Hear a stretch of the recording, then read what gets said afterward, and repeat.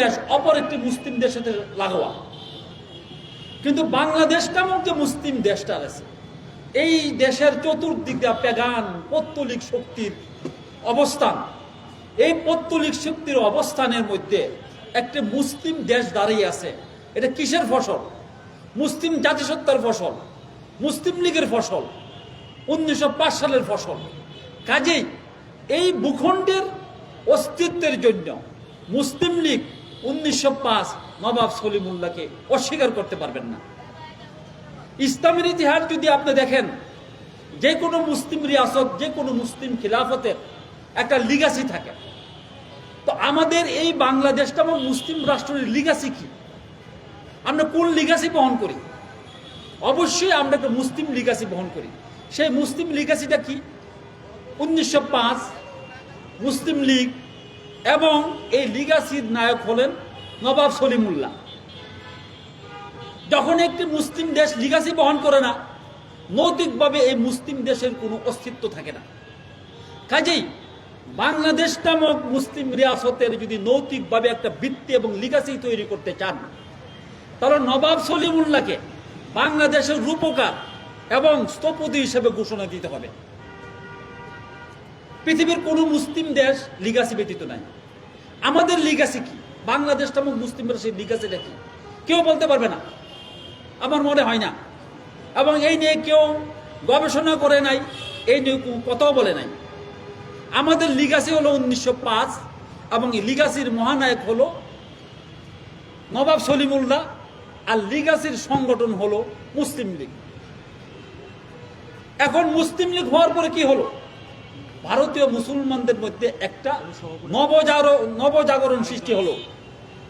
এই নবজাগরণের পরে ভারতীয় মুসলমানরা তো 1857 সালের পরে মনে করছিল যে আমাদের কোনো অস্তিত্ব নাই, আমরা মনে হয় মরিসকাস হয়ে যাচ্ছি। এই মুসলিম লীগ ভারতীয় মুসলমানদের অস্তিত্বের একটা নবদিগন্ত উন্মোচন করল। কাজেই পুরো মুসলিম দেশে, ইন্দোনেশিয়া থেকে মরক্কো পর্যন্ত যত ইসলামী দল বলেন, মুসলিম দল বলেন, কোন মুসলিম দল, কোন ইসলামী দল মুসলিম লীগের মতো অবদান রাখতে পারে না, ইতিহাস সাক্ষী দেয়। আর এই মুসলিম লীগ এই শাহবাগে প্রতিষ্ঠিত হয়েছে। আমরা আবার সেই মুসলিম লীগের গুণগান এবং প্রয়োজনীয়তা আলোচনা করতে পেরে এই শাহবাগের মাটিতে বসে আমরা সবাই ধন্য এবং আল্লাহর দরবারে শুকরিয়া জ্ঞাপন করতেছি। যেই জায়গায়, যে মাটিতে মুসলিম লীগ প্রতিষ্ঠা হয়ে মুসলমানদের অধিকার আদায়ের জন্য লড়াই করতেছিলেন, এবং লড়াইয়ের ফসল হিসেবে পাকিস্তান এবং বর্তমান বাংলাদেশ সেই লিগাসি বহন করতে পেরে আমরা অনেক গর্বিত।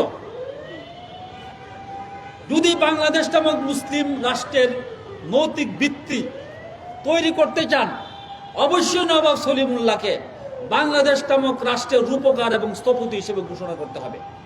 নতুবা আপনার ইসলামের ইতিহাস, মুসলিম ইতিহাস এটাকে লিগাসি এবং নৈতিক ভিত্তি বলে ধরে নেবে না।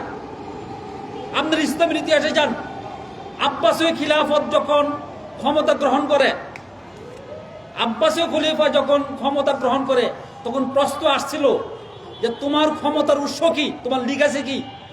তখন এই আব্বাসীয় খলিফা আশরাফা লিগাসি হিসেবে জাইদি শিয়ার একজন ইমামের বরাত দিয়া লিগাসি টেনে আনছিল।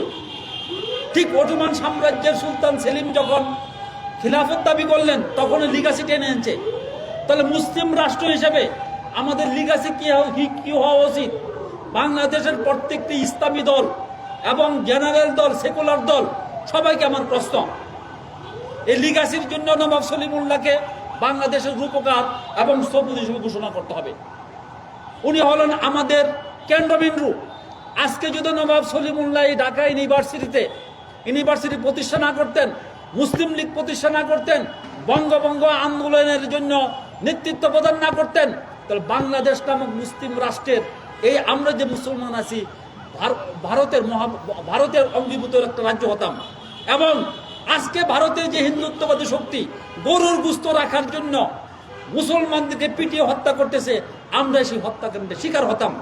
আপনি যান পার্শ্ববর্তী আসাম প্রদেশে গিয়ে দেখেন, শুধু মুসলমান হওয়ার জন্য তারা খোলা আকাশের নিচে বসবাস করতেছে। এমত অবস্থায় সমস্ত ইসলামী দল, সমস্ত মুসলিম দল কেউ অনতিবিলম্বে দাবি উঠা উচিত যে নবাব সলিমুল্লাহকে আমরা বাংলাদেশের রূপকার এবং স্থপতি হিসেবে ঘোষণা করব এবং সংবিধানে এটা প্রতিস্থাপিত করতে হবে। জুলাই বিপ্লবের সবচেয়ে মারাত্মক দুর্বলতা হলো জুলাই বিপ্লব এই দেশের লিগাসির কোনো ইতিহাস টানে নাই, এদেশের লিগাসি বহন করে নাই। যে লিগাসিটা বহন করলে এই জাতীয় ঐক্যবদ্ধ হতো, সেই লিগাসিটা হল 1905। সেই লিগাসির নেতা হলেন নবাব সলিমুল্লাহ, সেই লিগাসির সংগঠন হলো মুসলিম লীগ।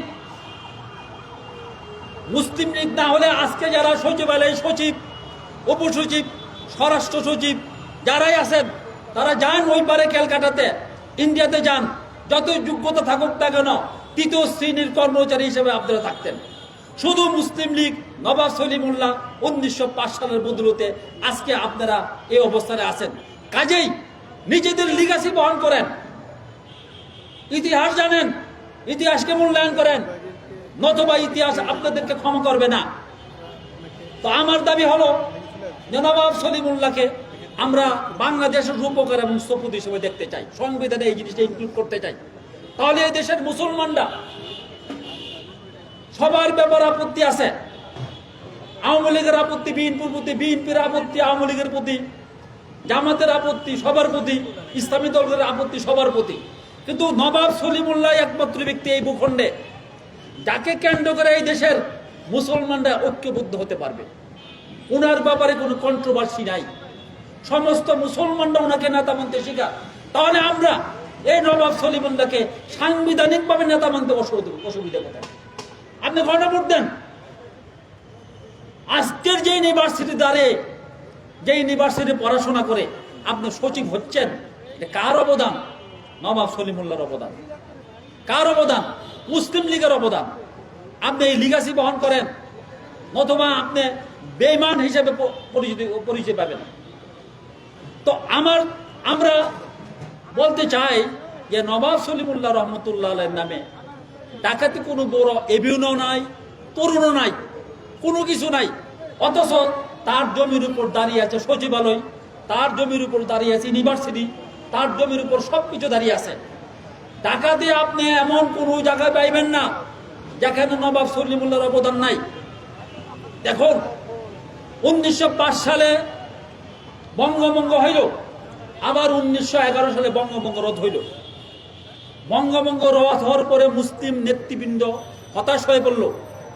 তারা চিন্তা করলে এখন কি করা, মুসলমানরা শিক্ষা দীক্ষা পিছিয়ে পড়বে। নবাব সলিমুল্লাহ তার ফান্ডের থেকে অনেক টাকা দান করে প্রত্যেকটা মহকুমা শহরে 50% করে জমি কিনে সেখানে মুসলমানদের জন্য হোস্টেল করেছে। এই হোস্টেলে থাকে মুসলমান ছাত্ররা শিক্ষা লাভ করেছে। আজকে আসামে যান, সেখানেও সলিমুল্লাহর অবদান আছে। আজকের আসাম বাঙ্গল রেলওয়ে পুরা জমিটাই তার। নবাব সলিমুল্লাহর কথা কেউ বলে না, কোন অনুষ্ঠানে তার কোনো নাম শুনবেন না। আমি প্রশাসনকে বলতে চাই যে আপনারা ইতিহাস পাঠ করেন, মুসলিম ইতিহাস পাঠ করেন, পাঠ করে দেখেন প্রত্যেকটা মুসলিম রিয়াসত, প্রত্যেকটা খিলাফত, প্রত্যেকটা রাষ্ট্রের একটা লিগাসি আছে। আপনার লিগাসি কি স্পষ্ট করেন। আপনার কোনো লিগাসি নাই, আপনার লিগাসি শূন্য। বাংলাদেশের সংবিধানে কোনো লিগাসি বহন করে না। এই জন্য এই সমস্ত সমস্যা আসতেছে। এই আমাদের চতুর্দিকে যে পৌত্তলিক শক্তির মধ্যে একটা মুসলিম দেশের আবির্ভাব, মুসলিম দেশের উত্থান, এর কারণ কি? মুসলিম জাতিসত্তা। যদি আমরা মুসলিম না হইতাম, এই ভূখণ্ডের জনগণ যদি মুসলমান না হইতো, তাহলে এই ভূখণ্ড ইন্ডিয়ার সাথে সংযোগ থাকত। এই মুসলিম জাতিসত্তার নেতৃত্ব কে দিয়েছে? নবাব সলিমুল্লাহ দিয়েছে। আজকে নবাব সলিমুল্লাহর নামে কোনো কিছু নাই, জুলাই সনদে নাই, 71-এর সনদে নাই, কোনো সনদে নাই। যা হোক, মুসলিম জাতিসত্তার টিকানের জন্য, রক্ষার জন্য প্রত্যেকটা দলকে এগিয়ে আসতে হবে। এই মুসলিম রিয়াসত টিকে রাখার জন্য যেমন লিগাসি বহন করতে হবে, তেমনি যিনি সরকারে আসুক তাদেরকে আপনার এই দেশের আভ্যন্তরীণ সংস্কার করতে হবে। এই বাংলাদেশের রাষ্ট্রীয় কাঠামো অধিকাংশ ক্ষেত্রে চারটা জিনিসের উপর নির্ভরশীল। একটা হলো সুদ, ঘুষ, জুলুম এবং মিথ্যা। এই সরকারের নিকট আমার দাবি হলো যে আপনি এই রাষ্ট্রীয় কাঠামোকে সুদ, ঘুষ, জুলুম এবং মিথ্যা থেকে সরিয়ে একটা ইনসাফের ভিত্তির উপর দাঁড় করান। যা হোক, সময় সংক্ষিপ্ত, আমার বক্তব্য শেষ করল। ওয়াখিরুদ দাওয়ানা আলহামদুলিল্লাহি রাব্বিল আলামিন।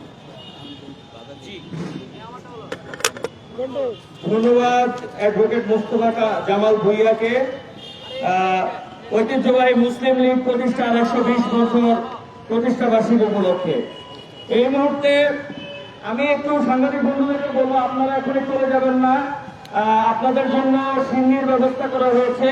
ঐতিহ্যবাহী মুসলিম লীগ প্রতিষ্ঠা 120 বছর উপলক্ষে আমরা একটু আপনাদের জন্য সিন্নির ব্যবস্থা করেছি, আপনারা এখানে থাকবেন। ধন্যবাদ সকলকে। এই মুহূর্তে আমাদের মধ্যে বক্তব্য